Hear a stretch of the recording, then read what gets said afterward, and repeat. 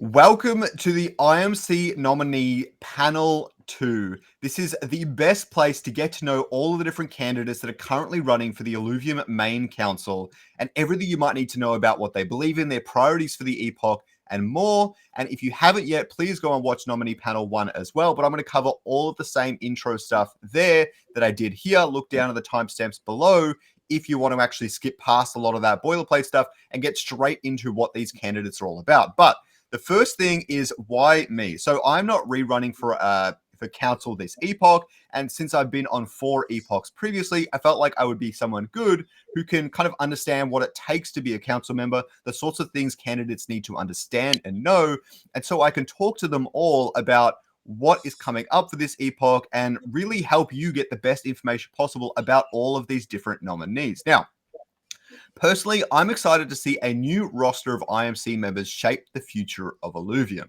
That being said, like Annie, Scrubs, and myself don't seem to be renominating ourselves for the Illuvium main council. So we should get a lot of new, fresh faces, maybe an entirely fresh new council for this upcoming epoch. And I'm personally excited to see kind of where that takes Illuvium, where that takes the DAO. And I'm really looking forward to it personally. Myself, I will aim to be unbiased and avoid including any of my personal opinions when talking to the nominees. However, my experience on the council has helped shape the questions for those running for election. Now, the things I believe for you, the community, here is my personal insight just one last time. The things I believe the council is important to the council skill set is first, the ability to take initiative when necessary, to be plugged into the Illuvium community whenever you possibly can, to be plugged into the broader crypto gaming, crypto and gaming industries, the strength to push back against labs, other council members, or the community where necessary, and the ability to work as a team between all council members to resolve conflicts both in and outside of the DAO and create a strong collective strategic guidance for the DAO itself. Now, everything will be on a strict timer to ensure everyone gets to say what they need and give a fair representation to each nominee on the panel. Each person will have 1 minute to respond for these first, let's say, 4 questions. I'll first get everyone to introduce themselves, then we'll move on to the 2 pre-planned questions I've shown to all the candidates. Following this, I have an additional surprise question that they've never seen before to see how well the candidates can think on their feet. After this, we will have a longer group discussion about a key Illuvium topic that is often on people's minds. Okay. If you would like to start us off, JP, who are you and what is your personal top priority for the epoch? Hey guys, my name's Josh. A lot of people in the industry call me JP. Also Mission Pool, I guess.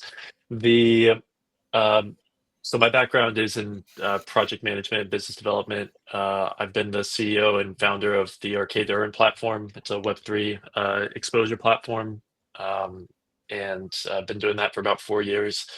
That is very tightly focused on Web3 gaming. So through my time doing that, I've had the chance to work with a lot of founders within the Web3 gaming industry, a lot of different VCs and partners and, growth outlets, guilds. So that's a little bit about me. In terms of top priority for this epoch, I'm sure a lot of us are going to say the same thing. The top priority for me is to I want to see player retention a little bit better. I want to see better communication between labs and the DAO. I want to see the 5 seconds. Sorry, I can be a little long-winded. Won't cut me there, guys. You're muted, Skyrox, if you were saying something. Sorry, who are you and what are your priorities for the epoch? Right, cool. I'll try and keep it quick. My name is Taryn. In terms of credentials, I have been in sales and marketing for close to, if not 15 years right now.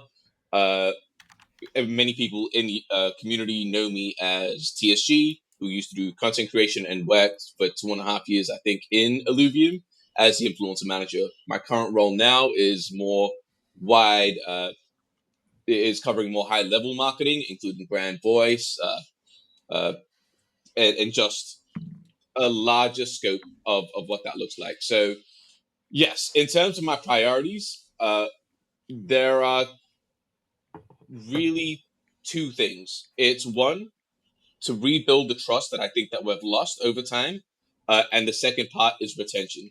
Without retention, everything goes away. We've made products. A couple of them has had decent retention. I think they can be optimized. But when I talk about retention, I'm not talking about just time in the game. I'm talking about user acquisition and things like that as well. But that is my time. Thank you. All right, Two Hayes, who are you, and what are your top priorities for the Epoch?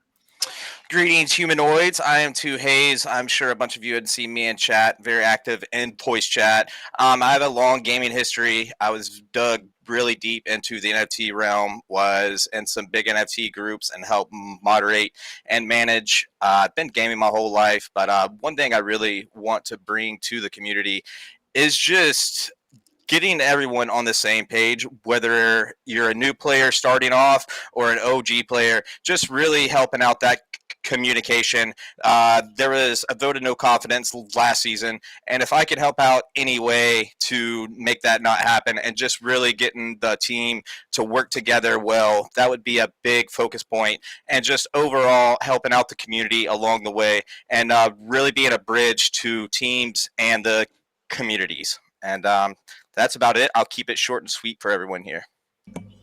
Sweet. All right, Linky, who are you, and what are your top priorities for the Epoch? Okay, hello everybody. I'm Linky. You guys must know me if you're in the community. I help build Illuvial, and I build for a guy Illuvial. Yeah, and so right now I'm developing my thing, Illuvivault. It's like in development right now. Yeah. So in my background, I have some knowledge. I have a study in accounting and managing. Also, I just finished. I will finish in 1 month my programming, my IT acts in programmation. So yeah, so everything merged together. This is why I'm developing Illuvivault to help the community to have a better vision, to help onboard people. I think the priority number one will be to focus on bringing more people to the Illuvium ecosystem. So, yeah. So Awesome. yeah, that's it. Awesome. Love to hear it. Najav, who are you, and what are your top priorities for the Epoch? Hey, so I'm Nick, or Najaf Plays, if you've been around in this community. I put together a little resume, so let me make it quick. So I've done 15 months on the council prior, that's 6 months on the strategy sub-council, nine months on the community council. Previous initiatives I've had was, getting 5% of revenue to landowners, and pegging pegging prices to USD. I've been on the team, so I was a core contributor, just part-time, but I was on the team for almost a year, about 10 months on the team. So I've got some unique insights there. Top priorities for this epoch would be extending the runway and just making sure it's financial sustainability. I think long-term, like Kieran had this one post about his 20-year plan, and I would still like to look back to that and think long-term. I think the IP is great, but we just need to put us in a position to, see that through without, failure. All right. Awesome. All right. I'm just double checking I'm not muted nowadays. All right. Tholki, who are you, and what are your top priorities for the Epoch? Hey, I am an economist turned businessman that specializes in optimization by cost minimization. I am an ILV maxi staker and community mod for the past almost 4 years now. The top priority has definitely to be to steer the DAO into a core development, focus-oriented workplace. And the other one is to be a bridge and a voice for the community that is present, that represent all of us. All right. Short and sweet. Short and sweet. Easy as. Big man, who are you, and what is your top priority? All right, I am Big Man JB, and I have been following and with Illuvium now for 4 years, and I've been streaming for 2 years now. My main top priority is to just help develop a product, give any insights I can, help spread the word of Illuvium, and try to make it one of the number one Web3 games that we can. I want to help expand ideas with Illuvium and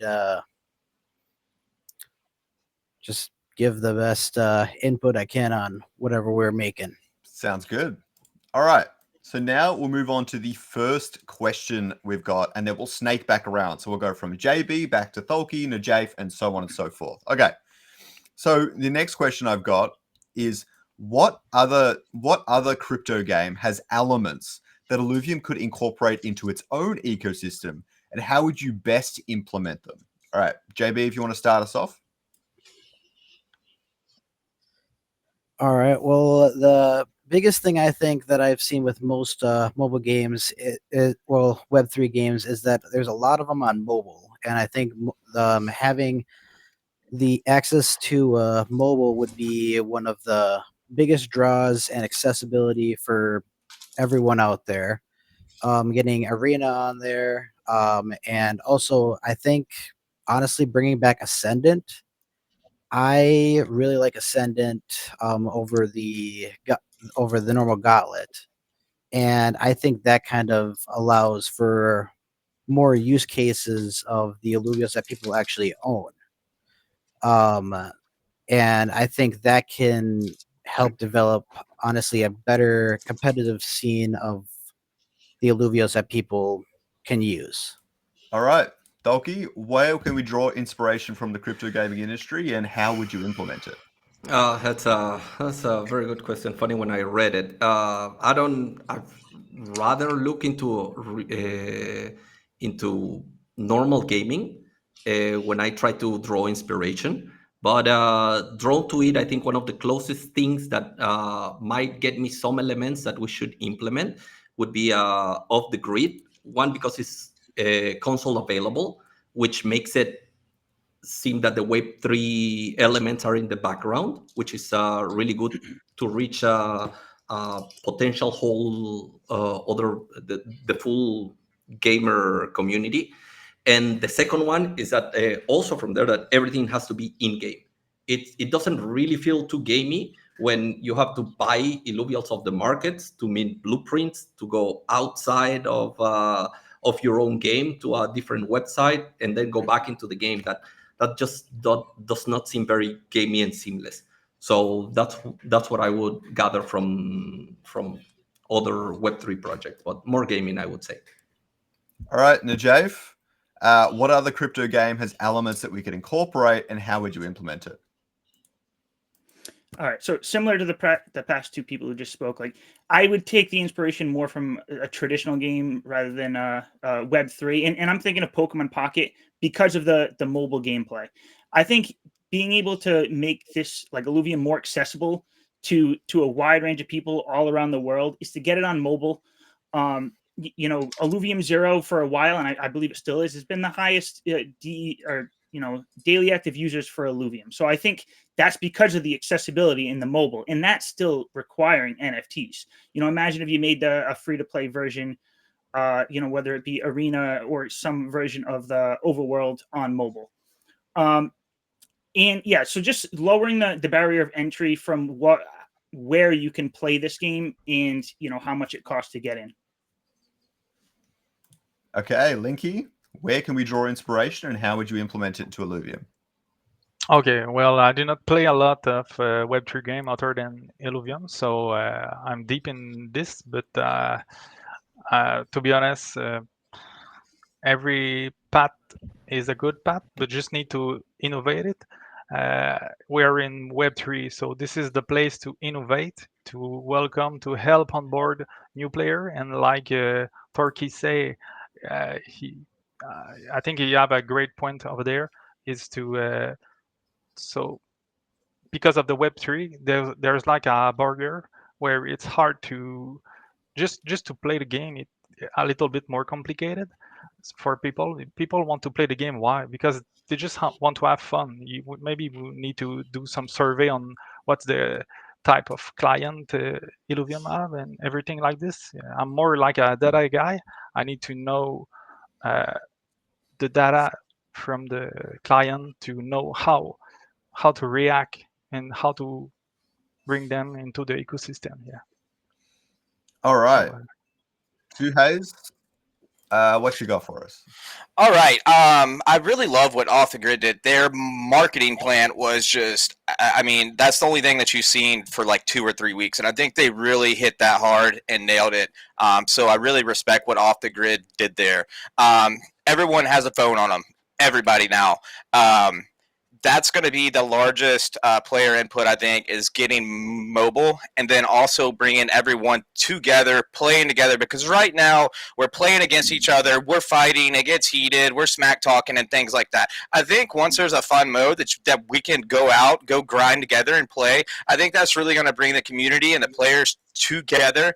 But I seen Kieran mention some things on marketing, so I think if we hit that and then player retention, once we get these games 100% finished up to a Web 2 base, I think that's going to be big and just really have those fun activities doing the overworld. And I can't wait to see what's going to happen with the MMO Lite. All right, easy as. Taryn, what do you think we can draw inspiration from, and then how would you implement it?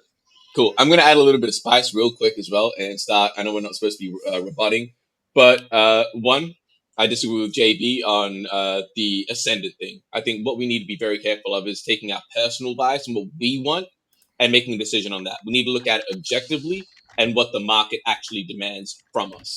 And so there are a couple of things. So lock tokens, we need to figure out an incentive to lock tokens. I won't lie to you and say I know how to do that, what the right answer for that is, but that's something that needs to be addressed and figure out now with Red Dips gone, how do we solve that issue? Third, JB and Najib spoke about this. Mobile, me and you, Scarx, have spoken about this many times. It's not just about mobile. Me being in China and in Asian regions means that we need localization. 50% of TFT players are in countries that can't speak English. That needs to be done. It's not just mobile. Localization needs to be a priority. And the final thing, very quickly, that we really need to do is utilize our IP. That's where we're being lacking. Everything that we've seen through marketing, and I'm part of that, has been a sell, sell, sell. We need to actually bring people in, looking at IPs like Pudgy as an example and an inspiration. All right, gonna have to. There you go. All right, Mission Paul, where can we draw inspiration from, and how would you implement it? I think you know what I'm going to say, Storyox, because we've talked about it a number of times. But I would say the Web3 game that I can draw the closest parallel to, well, it would be Parallel, the TCG. So I think that the way that they've done NFTs and the way that they've brought value to assets has been really, really effective. And I think that there are ways forward. We've put some thought into this in the past, but I would like to revisit it to bring value back into the alluvials, to tie the ownership of these alluvials more closely into the economy, give people a reason to want to go out and buy and catch alluvials. At the moment, it doesn't really feel like there's a lot of reason to do that. I can play Gauntlet without any of that stuff. Leviathan is one way to address that, but I think the core Gauntlet game loop needs to have more ownership impact as well. And then the other aspects that have been talked about here, mobile, it's important, and will help with adoption. Okay, so before we move on to question 2, I actually have a little bit of an unorthodox thing I'm going to do here. Is Dr. Spoon unfortunately couldn't make it from a prior something else that happened, and Josh Heath couldn't make it to the interviews either. So I've actually asked them the first 2 questions and gotten them to send me their responses in text form, and so I'll read them out now. So Dr. Spoon says he wouldn't focus on elements of crypto games, but rather games in general, Web 2 and Web 3. Overwhelmingly, majority of people play crypto games solely to earn money and not because they have good elements in their games. So for the crypto audience, you just need a good reward system. I feel a more flat distribution than we have now. Leaderboards would be better in a sense to give more people something than just the top 10. People played Axie to earn 50 cents a day. If it comes to elements in general, he would focus on progression systems since Gauntlet is almost done, give people a reason to put in hundreds of hours of playtime and make that grind more fun, and they gladly spend here and there a couple bucks because they spend a lot of time at Illuvium. He enjoyed systems like Path of Exile 2 skill trees or Final Fantasy X sphere boards, and he would love to see something similar for the Ranger. and a cut down version of it for Illuvial, sorry. And Josh Heath responds that he would instead focus on adoption, keep the core Web3 ethos and product roadmaps, but launch Web2 products even via IP outsourcing agreements, using the strong IP to onboard users into the Web3 ecosystem, focusing on fun mobile experiences. The end goal is to get the Illuvium IP in front of as many users as possible. Okay, so I hope you guys don't mind that, but I don't have any responses for some of the other stuff. So yeah, okay. So let's move on. So the second question I have for you guys today is this. And we'll start off with you, Mission Paul. So during the bear market, Illuvium sentiment has been at an all-time low many times. What would you change to rebuild trust with the community? Yeah, so I would say that sentiment being low is a reflection of about 90% of the people in our community are tied to the community via investment. They have a lot of emotions around devaluation of assets that they've put money into, whether that be the token or the land or the money they've spent on fuel, whatever the case is. And you can hear kind of that loud minority of people that are really upset about those things echoing. And so I would say that it's less, there definitely is a communication breakdown between labs and the DAO. The council is supposed to help bridge some of that, but there's even been breakdown of communication between labs and the council. So, when that happens, it's hard for the council to be that bridge to the community. So we need to rethink the way that we address communication, but more so we just need to be realistic with the fact that there's a lot of investors that feel like they're down bad, and it doesn't necessarily reflect the opinion of gamers. Okay, Taryn. Illuvium sentiment has been at an all-time low many times. How would you rebuild trust with the community? We can't. No, I'm messing with you guys. Yeah, of course we can. I agree with JP that it is largely tied to investment, but I also do think we need to take accountability and do what we can in our power. I think there's one thing that's been spoken about before, and it's about the good faith move by the founders when it comes to a raise, utilizing some of their tokens in some aspect. I think that's a great way to start building that trust back. And number two, I think, again, it's a marketing, I'm looking at it from a marketing lens of when Kieran or the founders, which are the leaders, which are the ones that people look up to gain that sense of, yep, we're in the right place. When they do something like a town hall, when they do something like an AMA with you, Scariox, we only see them for that one period. And what I mean by that is, not everyone is going to catch that. And what we need to do, even if we watch the same thing again, we need to clip that up, post that on X, share that around. So we're seeing them speak more frequently, affirming what we need to do, any kind of message that we want to get confirmed. We're seeing that again and again and again. And I don't think that shoot it one time and leave it for a month is the right way. And I mean, you can still do that, just optimize the way you do that with the output. And I think if we do that, that's how we rebuild that trust. Okay, to Hayes, how would we rebuild trust with the community? You're muted. All good. All right, Mission Pool and Taryn really had some great points there. I really like what JP said there, and really just keeping everyone on board. I love the AMAs that you host. Rich has been doing extremely well. If we could do something weekly or bi-monthly, and just really keep the community on board and just kind of active. But if you have been following Illuvium for the past year, especially these past few months, they've really stepped up. The team has stepped up. They're really banging out these updates and things like that. So all of us, or the majority of us, come from Web3, NFTs, crypto, and a bunch of people have big ties in investments and things like that. If you got burnt, you're going to have a sour feeling. But at the same time, if you've probably got burned on other projects as well, and they're not continuing to build. And I think Illuvium has done a great job continuing to build and grow, and I think that has really shown in the past year. All right. Just quickly, guys, I said this at about the same point last time by accident, but you guys are allowed to throw shade at previous councils and things like that. I won't take offense to it. Well, you're terrible. Just Yeah, you That's got not what we're here complete for, guys. freedom. We are not here to throw shade at anybody or My- any. We cannot change the past, Scoriox. We are here for the future, and let's work on the future, baby. All right. My point is that this panel is community facing. It has nothing to do with me. It has nothing to do with labs. This is for you to talk to the community, and so just take that full freedom in mind. That's all. Okay, Linky, you're up. Oh, let me swap it. There you go. Yeah. So Illuvium sentiment has been at an all-time low. How would you rebuild trust with the community? Okay, yeah. Well, like it has been said, well, in my opinion, the big mistake was the fuel system. The formula behind it, it was like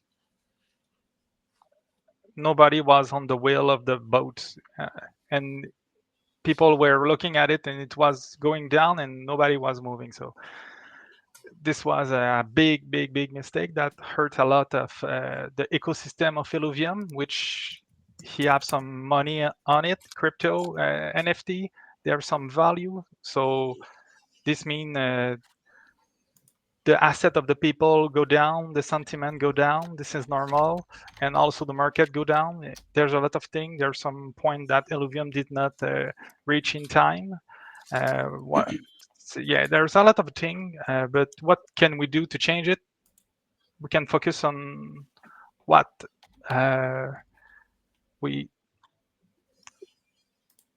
okay, so we can focus on the data and see what we can build. Most likely it will be just to talk more about the community and do like some event, maybe 1 more month or 1 month and a half, just to have more communication with everybody. Yeah. Okay, Najav, how would you rebuild trust with the community? So I think there's 3 things that we could do. Obviously, there's the transparency, and really along with that is setting realistic timelines and expectations. I think one of the big things, if you've been here for the past 4 years, like I have, it's like this was coming out what 2020 at one point, and then I get to the next year, and that was the biggest frustration I saw. Was just like we see what's here, we want it, but they keep telling us it's coming now and it's coming later. So another thing is untying the token prices in the markets to the game. And I think that's something that's already happening. It's starting to happen now, pegging prices to USD rather than to Ethereum. And then also like reinvigorating like the creator program and incentivizing more content to be made. Like years ago, Illuvium was so lively because so many people were making content. We were having discussions, and that has died down quite a bit. And I'd like to see that come back and just get more people to be just hyped up about the project. All right, just making sure I mute myself. Tholki, how would you? Can you guys hear me? We can hear you. Oh, perfect. It was just my camera that's on the fritz. How would you rebuild trust with the community? Okay, let's take aside the obvious crypto market losses, bear market sentiment out of it, because that's what everyone has, but that has nothing to do with the game. Well, some, but not much. Crypto. What really gets people angry, especially at this point right now, it's the state of the game, the buggy state of the game. So again, as I will reiterate, we need to hyper focus on development and core developments. Let's not stray on little things here and there that will be awesome and we could do. No, the core development is to get arena ready, to get MMO Lite ready, and get it on mobile. That's it. The rest can come after. Once you tackle that into a playable game, you can see it in every update if you're playing the game and if you're in there in the community.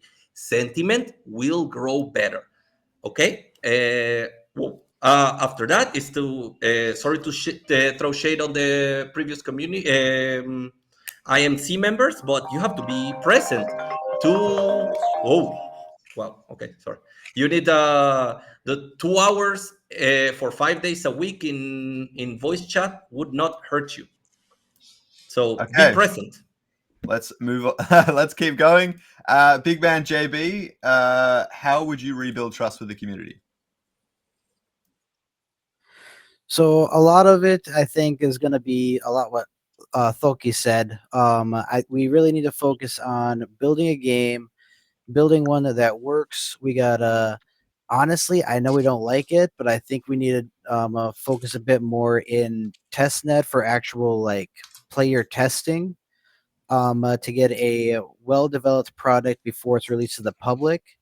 Because there's a lot of trust that was broken when things were drastically changed, and just complete redevelopment changes. I think one thing that people really miss out on is a lot of people came to this originally thinking the overworld was going to be the biggest draw and what was going to really drive the game forward. Right now, we're working on Gauntlet, which, yes, it's a great thing to pull people in and do tournaments, but it is also a little bit below expectations. Okay, so now we've got the responses from the two that couldn't make it today. So Dr. Spoon, regarding this question, says that it will always be the case in bear markets as long as your audience mainly persists out of Web3 individuals. Token prices are down, and with that, rewards will be lower. I think what additionally drove sentiment down is uncertainty and communication around the emergency proposal, the disconnection of Zero. A lot has and is still changing. Customers, investors, and whales don't know what to expect, and people originally jumped on the ILV train because of cool Illuvials and an interconnected system of games and Leviathan. Now the focus is on Ranked Gauntlet and an MMO light, which has been said is likely to be free to play. The direction about impact of Illuvial NFTs, stats, level, skins, armors, weapons, or even the connection of the games is uncertain and not really communicated. They need a clear red line with all the NFTs in our ecosystem, stability, and specific things to stay true forever. They need better communication. Leaking cool pictures here and there is nice to have, but where we stand with IMC decisions or what systems are being worked on needs to increase and helps to show what the team is hammering out stuff insanely fast. Maybe Rich could bring on a department head or core contributor in his podcast where they talk briefly about what that department is working on and what he is most excited about in the future. And from Josh Eath, we have this. Sentiment follows price, and price is not a direct reflection on the team and more of a consequence of broader market health and issues. He would focus on ensuring strong treasury management, capital allocation and focus in products, and explore diversifying revenue streams. Runway is important, and I would use my skills and risk management to help aim. Well, I said I, but I meant Josh would use his skills and risk management to aim to help the team time capital raises to strengthen Illuvium. He did this during the bear market and with the safety pool whilst not on the council, and he strongly believes it's the proposal that has been the biggest net positive for the project. Okay, and now for anyone who didn't watch the first panel, I have another question that the panelists, the candidates, have never seen before. And so I'm going to ask it straight to Big Man JP, and he'll get the first crack at it, and then we'll go and snake back around. And then after this, we'll go to the group discussion. So, if Illuvium built a mobile version of Arena, localized it, and then it didn't gain many players in the market, how do you think the DAO should pivot their strategy? Okay. I think if it wasn't pulling in very many players, I do think that we would have to try to focus more into a mobile, the MMO light that we're focusing on. I think we'd have to put more focus into that on a mobile version to have that really pull players in. I know it's a really big pivot, but I think that if Arena's not pulling enough players in, I think that might be the better route. And that could also drive the more sentiment towards collecting the Illuvials. I think there is a very big kind of drive to try to collect everything. You see it all the time in all sorts of different gacha games. All right, Tholki, over to you. If the Arena didn't work out, even with mobile and localization, how would you pivot? I am correct to think that this is under the assumption that Arena is bug free and totally playable. Yes, correct? yes. So that would mean we need a way stronger marketing strategy. I've been on the good side of production, where we have like a really good product that works, and everything internally works. And but I am not a marketing specialist, but we had marketers come in and do their job. I respect it, and you need to put it out there in front of everyone's face. It's funny how the big man said it.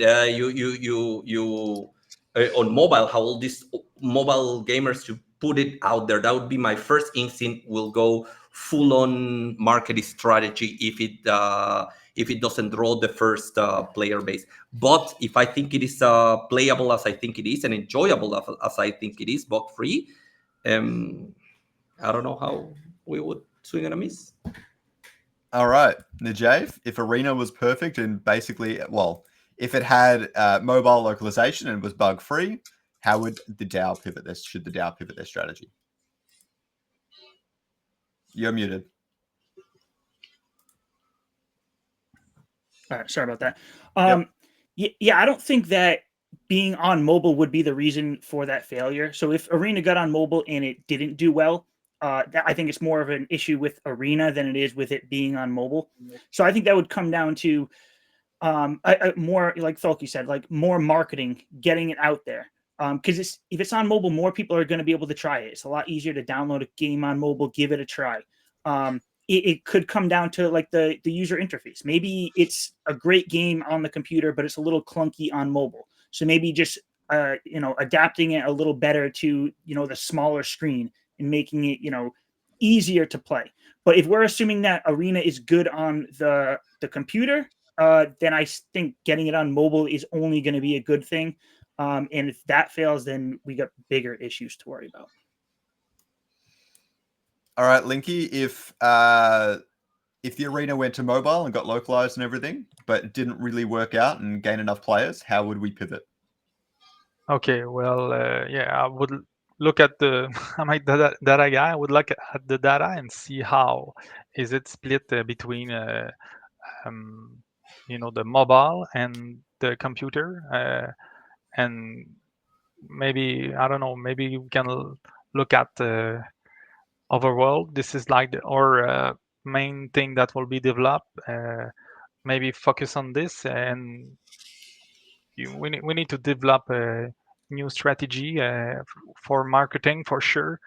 Just because it's a Web3 game, it's have some incentive to play, and just like the new one, we have the raffle ticket you can have in order to win some fuel and use it into the ecosystem. This is really nice for the newcomer. They can come and enjoy the game.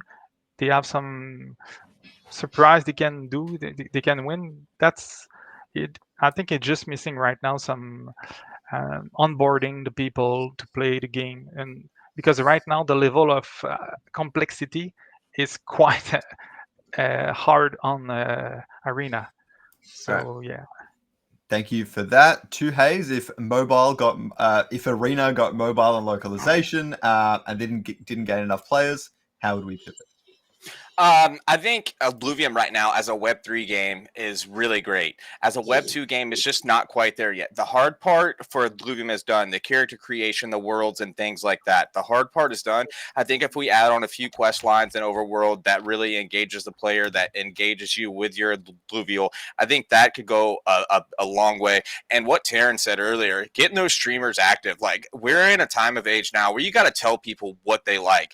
And it's a great game right here. If we add some excitement and some fun things, and if you could go out there and train your Illuvials with your best friend, I think we're really on to some great points there. And I would really want to bring back like Leviathan, and just really makes you feel special for owning those Illuvials. I think that's going to go a long way. But I really, as much updates as we've seen, I really don't think Illuvium Arena will fail. But especially if we get some active streamers engaged, really creating those shorts and things like that, and get on the trending scale, I think we'll be in the right place. All right, Taryn, if it had mobile localization, was bug free, how might the DAO pivot if it doesn't work out? Yeah, cool. So I think the biggest thing is we first identify why it's failing. Is it that the marketing plan is, I know it's been addressed a couple of times already, is the marketing plan something that wasn't, is the marketing strategy not what it should be? Is there actually something inside of the game in terms of game design? You're saying yes, bug free, but in terms of the actual player experience, is there something that can be optimized there? Well, what's not getting that? The reason I say that is we have limited capital. And yes, I do think we pivot to the MMO Lite, but I think that's a major, major pivot. And we're going to start pretty much, I say from scratch, but very, very early on. Is that a risk that we want to take? Or are we able to fix the issue with Arena and make that what the players want it to be? Obviously, we're trying to make the most out of the capital that we have. And I think that Arena being the most polished product that we have, I think it would be fixable. And then the final thing is we pivot, go back to what I said. It's not a pivot. We should be doing this anyway, utilizing the IP. We should be utilizing our characters, building up a world. I'm going to go back to Pudgy.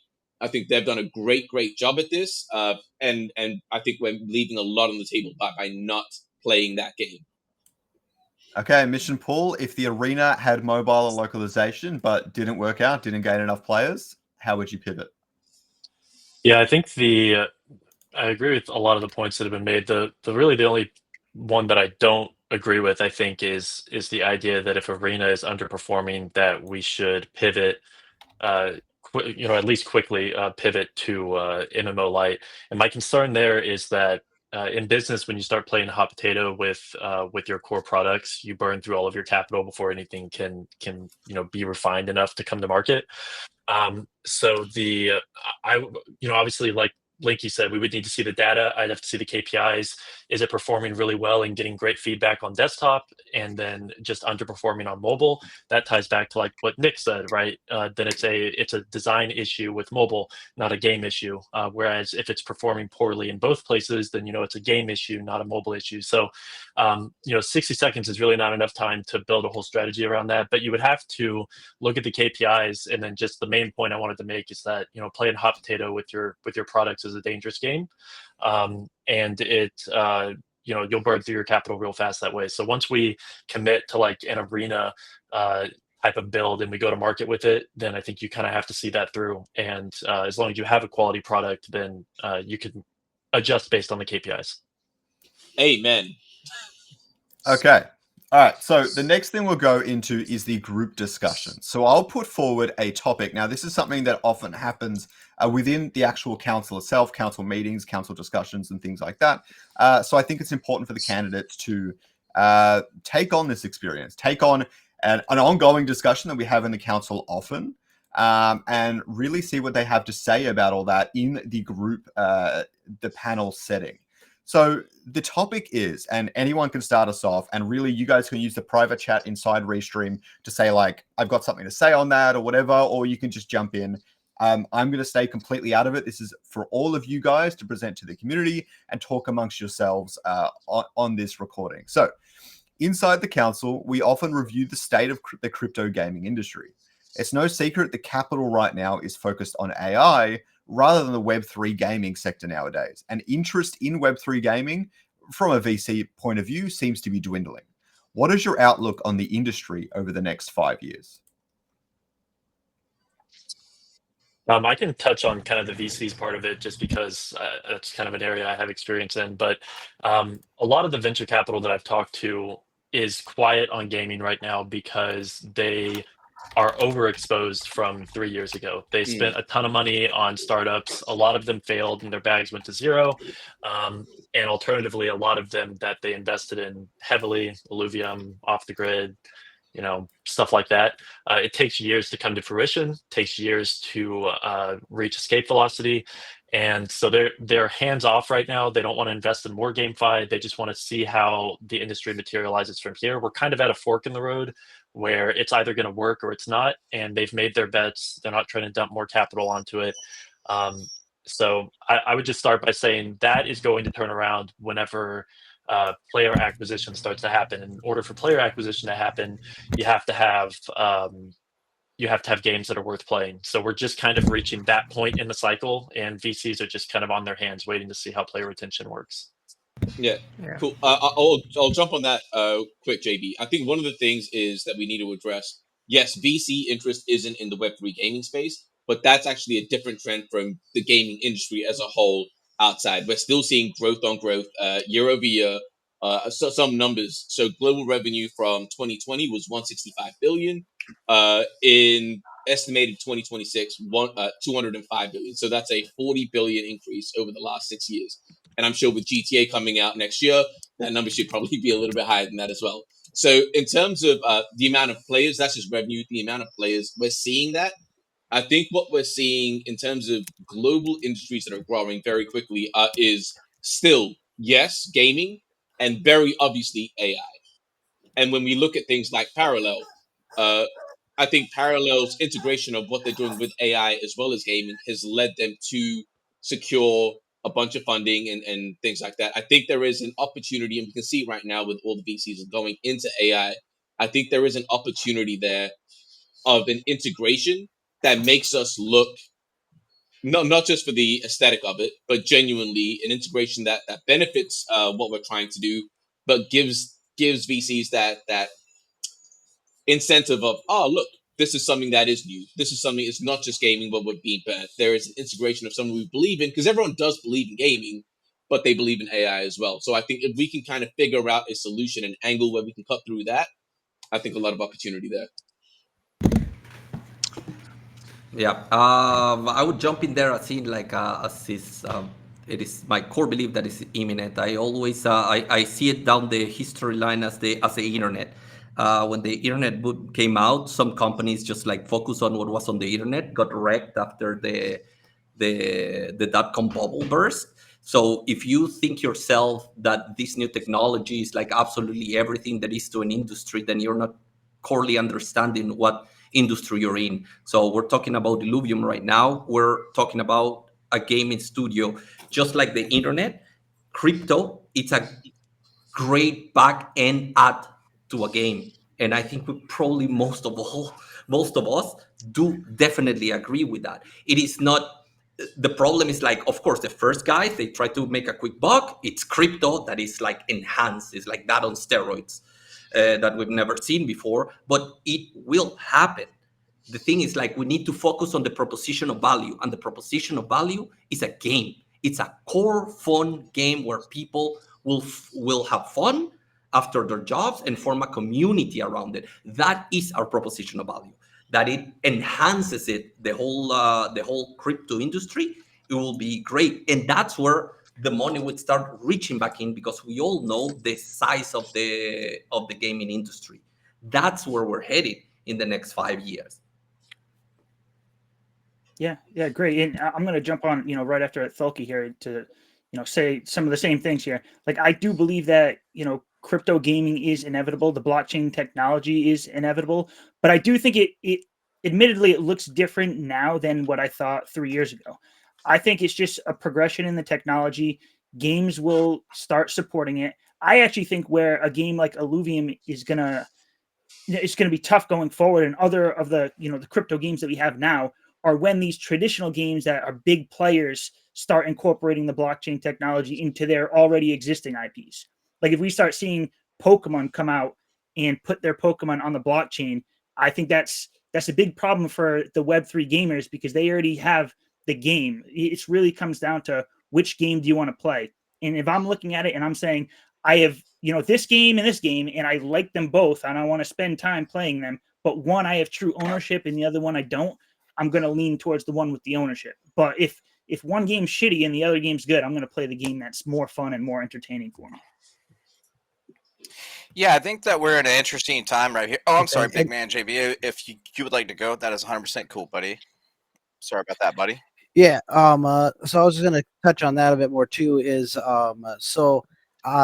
saw on X that Riot is actually going to be working with Coinbase. It seems like to get crypto into their game a little bit. It seems, and I think that's kind of going to be one of the more bigger steps for Web3 is the more popular games implementing it, because right now a lot of people just don't know about Web3. You go to most like public places, or even at where I work, I can ask anyone there if they know anything about Web3, and they have no idea what Web3 even is. And I think that's one of the biggest things is no one knows what Web3 is in general. So I think once other bigger games start to implement it, it becomes more well known, and people kind of forget about the fear of what happened back in 2021 and 2022, where there was all the NFT scams and all that stuff that really hurt people's trust. I think once that starts to get lost and other popular games start to implement it, I think people will start having more trust and start exploring the Web3 world a bit more. And I think Illuvium really just needs to be ready for when that happens. Yeah, and I could go along with that very well. I mean, the NFT industry kind of burned a bunch of trust there. It seems like Grand Theft Auto is going to have some NFTs and things like that. It seems like they're going to have some kind of currency. Terrence shaking his head no, so maybe not there. But once a few of these big name brand games really start to catch on, I could see that gain a bunch of trust back and things like that. But AI, I think, is going to help out Illuvium with what Linky said earlier. You can cut costs and things like that using AI to help you out. And then there's also going to be NPC that is AI, that every time that you go into a game, you're going to have a new, fresh conversation. And that really brings player retention whenever, let me guess, someone stole your sweet roll every time. So just things like that. I think it's going to really help out ILV with the advancement of technology in the past 10, 20 years, guys. I mean, all of us have been here to see that. It's absolutely crazy. So, I mean, it's just wild to see how fast everything has advanced in a few years. And I think AI is only going to help out Illuvium in the long run. Okay, I will follow. Well, as a developer, I use AI a lot. Every day, it's like an assistant for me to learn. I can learn everything, whatever. So, and I think Illuvium should. Why not? Why not like bringing AI into Illuvium, like to say, if AI is the trend, bring it to Illuvium, like the NPC. Yeah, they are in game and they can talk. They can say whatever they want. They have all in the background. It's like creating an agent with all the data of Illuvium have. So and when you're in game, the player can like speak to the NPC. They can ask anything because the NPC is not only answering like a little sentence that it's locked into this. It's have a lot of more room, and it will increase the quality of the players. And also, we can to cut the expense. Just I know we are all going to we are candidate for the DAO, but this is some expense that maybe later that can be built and run by agent. We can like collect all the data from most of the information are into Illuvium Discord, so we can collect all the data, has some agent to synthesize it and to like just to analyze the data, the sentiment for a certain period of time, a specific period of time, and after that, yeah, I think we can use this, and maybe that this will like be a model for all other game, and this is a way that Illuvium can. It does not take a lot of resource to do this when you know what to do. Yeah. So yeah, this is just an idea, and I think, sorry, and I think the AI, it's like it's in front of everybody. So if we don't follow that wave, we will be stuck behind it. So we are in Web3. Why not taking advantage of this? And we have the DAO. We can pivot pretty quickly. So I think there's something to think about it. Yeah. This is Cool. my vision. Yeah. Yeah, I think with the AI stuff, it's not just using it for. I think that the low hanging fruit is like, NPC dialogues. Everyone kind of talks about that, but I think there are things that we can do where it's. I know there are games that are doing this in terms of boss battles and whatnot, but I think actually using AI to identify where the retention drop is and maybe solve for that in terms of interactions with boss battles or things like that inside of the game, I think that could be really cool. But the question I wanted to pose to you guys, going back to the start of this open discussion and the whole thing about VCs not really caring or wanting to invest into Web3 gaming anymore, and us knowing what we know about the runway of Illuvium, what do you guys pose as a solution? Do you guys have a direction that says, hey, this is how we can kind of circumvent this, this is how we can solve for this? What do you guys think? I'll go Anyone can back jump onto in. what you've been saying earlier, TSG, with just leaning into the IP. I think that's the Illuvium IP is the biggest thing that we have going for us.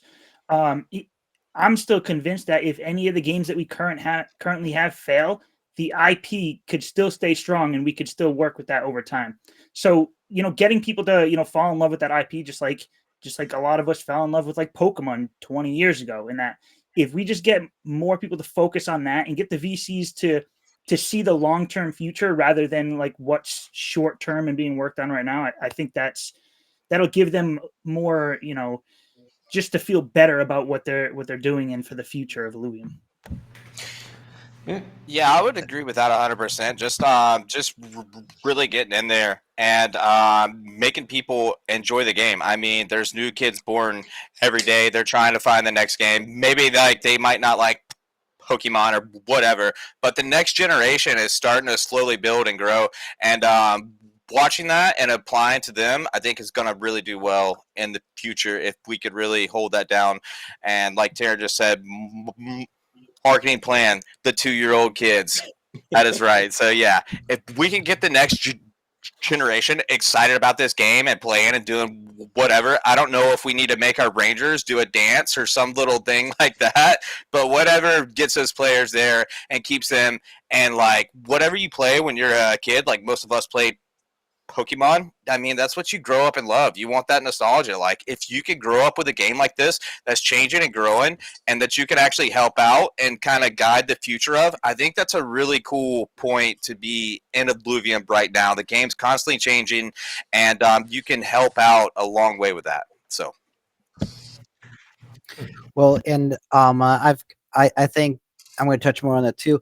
I think that is great. I mean, already I have 3 kids. One of them is a baby, of course, but the other 2 they love Illuvium.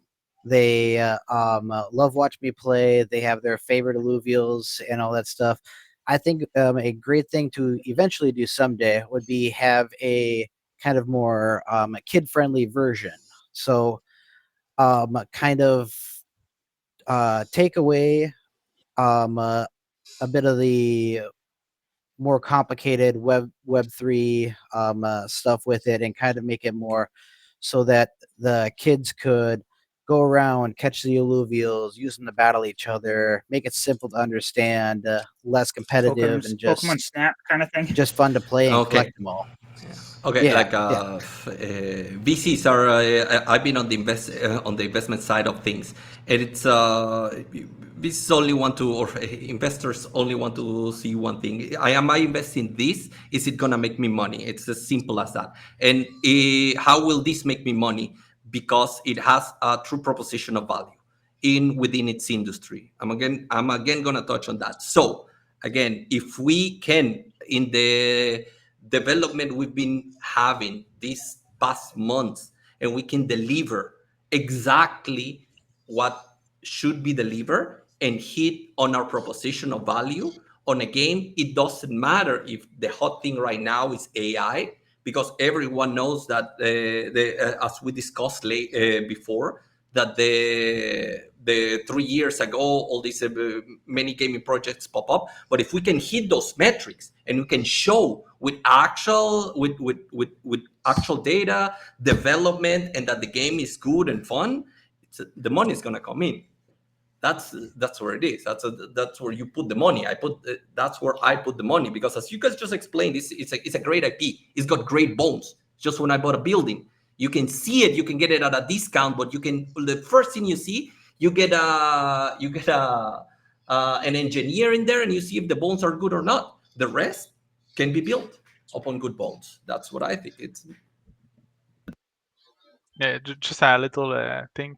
I think Trevor I see his aura, how he have some knowledge and everything. I think he's more focused on overall thing and history, quests. He have a lot of experience, but I have the feeling that this guy will do something really good with overall. But we just have to wait, and because of this, yeah. And hit our metrics. Yes, sorry. Yeah, and about the matrix, yeah, I have some access to API, and I do like to analyze data, and you guys will see on when I will launch Illuvial that we can have like a clear vision of how many players are playing each day, how often the new player. We'll build like some tool for this so people can see it, and also maybe some VC, some investor more access on revenue. So like I'm just starting to, I don't know if you guys saw, I did report some on the token channel on Discord of Illuvium of the revenues. You can see that the trend is he's missing some player. The Illuvium ecosystem is missing player. Yeah, this is like because if we want some VC, we need to have some player, because the system, the structure of the token of Illuvium, the revenue distribution is based on what? On the number of revenue, on the number of player, on the number of consumables. So I think this is like the vertical slice to no. I think this is the thing to develop to really, really, really act on it, because the rest will come if we reach some people, even if it's like to, I don't know, to go into a TFT and go in the game and say, oh, did you guys know about the arena from Illuvium? We have to do maybe just like do some marketing from the community of Illuvium, do this and start to do some marketing so we can have a lot of people, and so we can maybe bring some VC into the ecosystem of Illuvium if it's the case. But yeah.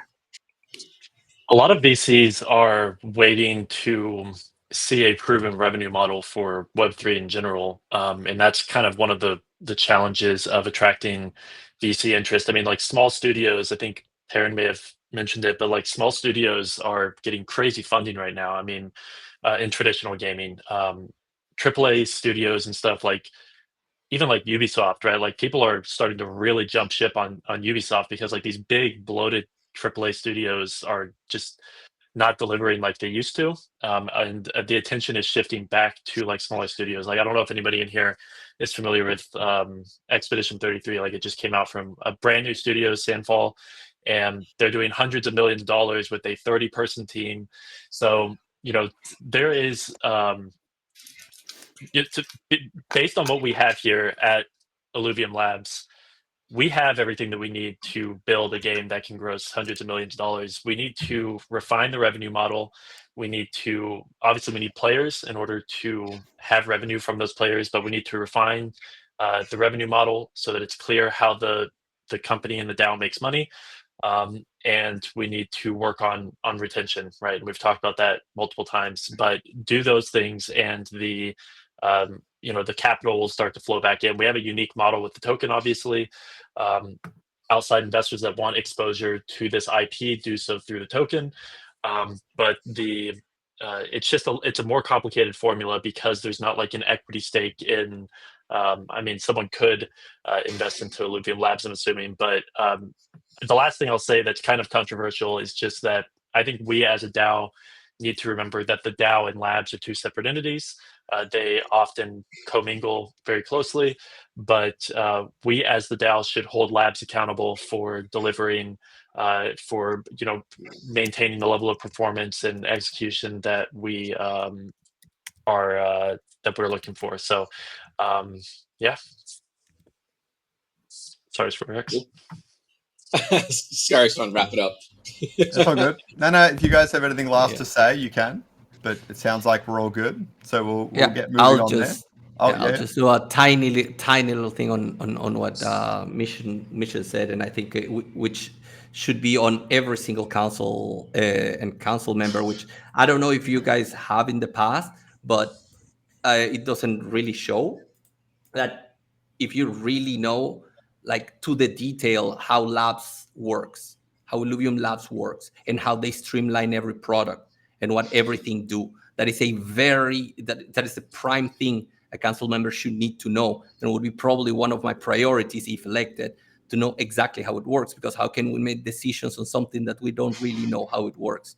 We need to bridge that together, and that's the only thing I want to say there. Yeah, I think Yeah, the we need to councils currently don't really have that. I'll just be open with the community. The councils really don't have that at the moment, and it's more of a hands-off contractor relationship. And that, I mean, that's essentially what it is. Is Labs is a contractor for building out the games. We contract out that stuff to Labs, but the communication breakdown there has been notable for several epochs. And yeah, I mean, there's some reform that's needed there to bring everything back into alignment. Yeah, there definitely should be a lot more of a connection there than, and I mean, we're supposed to be the bridge from the community to the labs, and so I think we should have a much better direct line to labs to tell them exactly what is needed and what people are asking for. Yeah. But in All right. the other end, yeah. Okay. Yeah. If you can for like 20 seconds if you want. No. 20 Go ahead. seconds. You get 10 seconds. Speak fast, huh? We're gonna try and keep this honest. Let's try and keep this honest. All right. So the last thing I've got for all of you guys is we're gonna have some closing statements from everyone. I have no idea if this ordering is correct, but it should be fine.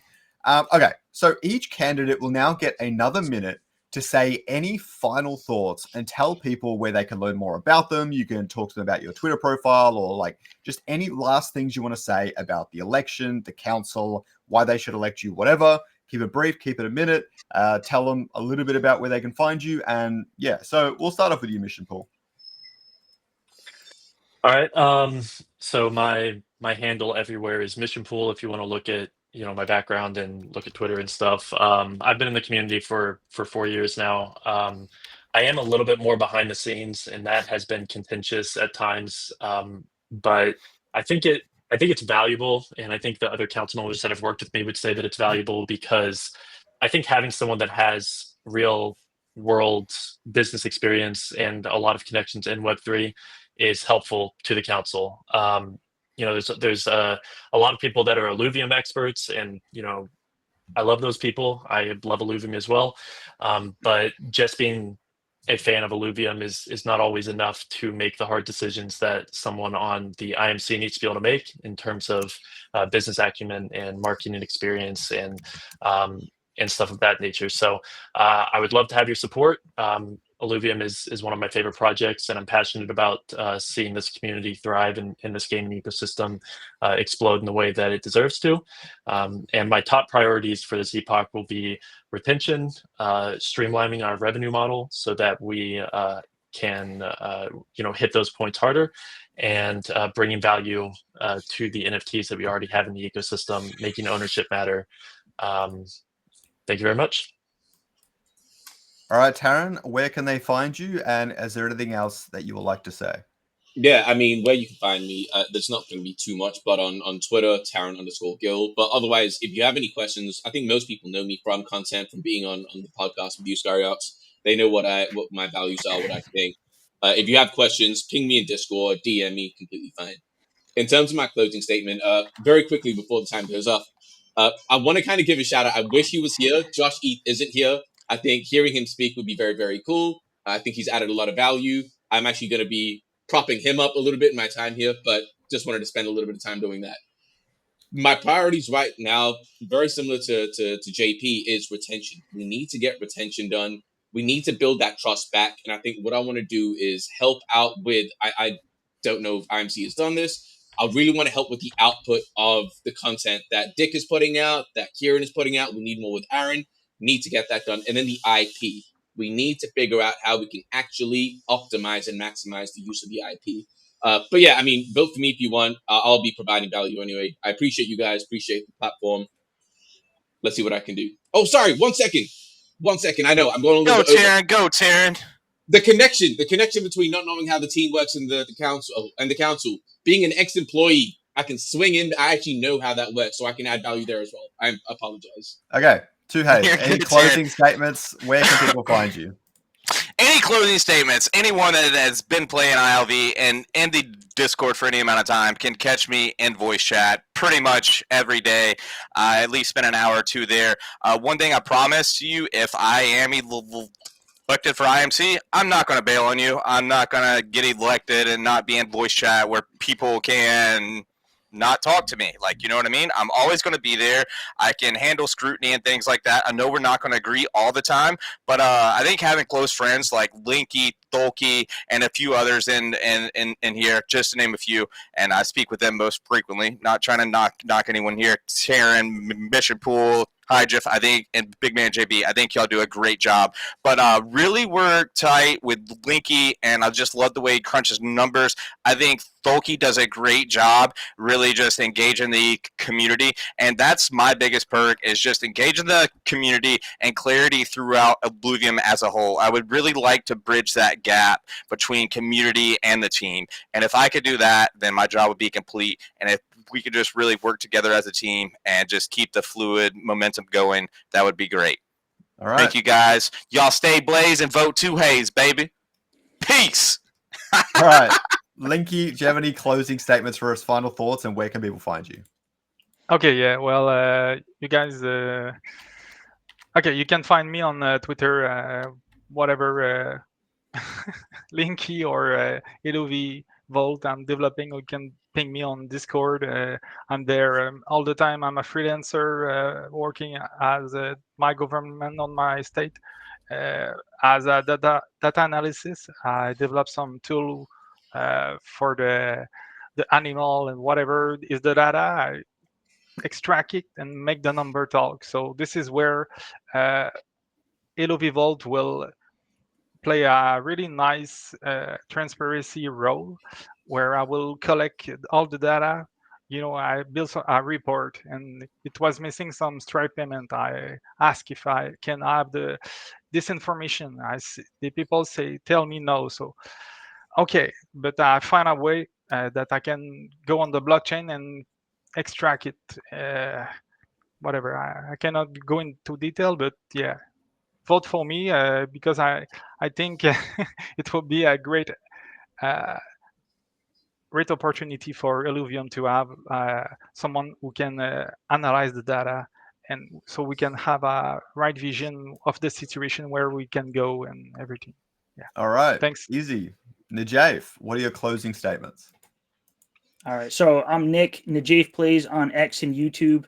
I've been making content for a while, still running a GameFi Rundown podcast that, you know, Taryn and Paz from the other panel have been on a lot frequently. And I've had a lot of other people on there as well. I do want to say that this is the first time I'm running for the IMC. I've been on 2 other councils before, the Strategy Sub-Council and the Community Council. And there's a reason why I didn't run for the IMC before, and it would have been easier when I had more attention on me a couple of years ago to do that. But now I feel like with my experience being on those councils and also being, you know, a part-time core contributor for Illuvium, I see like I have a lot more value to give now, and that experience needed to be a good value add for the IMC. Like I said, I have unique insights to what goes on internally. I know, you know, TSG as well, because he's been in there. But that's something that, you know, we can't always talk about everything we see in there, but I can utilize what I know for how how to work with the team, you know, being on the inside for a little while. I still hold all my assets. I've been in the top 100 for Illuvium Beyond. I have my land, all my ILV, holding it. And I just want to say good luck to everybody. Everybody here has been great. I've had conversations with everybody, both panels. They're great people. And vote for me. Thanks. All right. Tholke, any closing statements for us? Yes. As I've stated before, you can always, where can't you reach me? You know, you're in Discord, you will always reach me. I made my my mission to be there and to be present. I bring a set of skills that usually cuts throughout the noise and goes towards the root and the core of every problem and solve it. That's my profession. To do it, I would, of course, vote for me, but as there are 5 council members, I would say vote for the persons that are present. It has not worked absent council members. It's 4 years now. We don't need that anymore. I'm sorry, but please vote good. We'll always be here. Either I get voted in or not, I'll always be here. Good luck to everyone. I love you all. Yeah. All right, big man, what you got for us? Where can they find you? What should they know about you before we wrap this up? All right. Well, I'm Big Man JB everywhere. I multi-stream every day that I can on 5 different platforms. I'm on Twitch, Kick, Rumble, X, TikTok, and then I post my VODs when I'm done on YouTube. You can follow me, come by with any questions, any updates. I try to always stream whenever there's a new patch to show off the new patch. And I will always be here no matter what. If I don't get voted in or not, I've been here for 4 years. I continue to be here for many more. Yeah, just like Thalki was saying, I do think that we need people voted in that will definitely be there in the Discord, talking to everyone, and that aren't just going to abandon the platform. And I may not be one of the best candidates, but there's a lot of really good candidates here.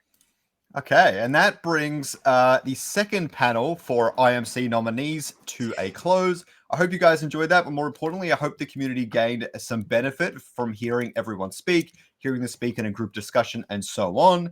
And really, my only last thing to say is please just vote. All right, you can vote for multiple people, I believe. You can allocate percentages, things like 70% to one and 30% to another and things like that. So go, if you have any staked RV of any kind, even if it's not staked, you could stake it for 1 month and vote. It's up to you personally. But if you have any staked RV or anything, go and vote for your favorite candidate. Please try and watch both panels, but if there's 1 or 2 candidates you particularly want to see, that is completely your prerogative. And yeah, thank you for watching the video.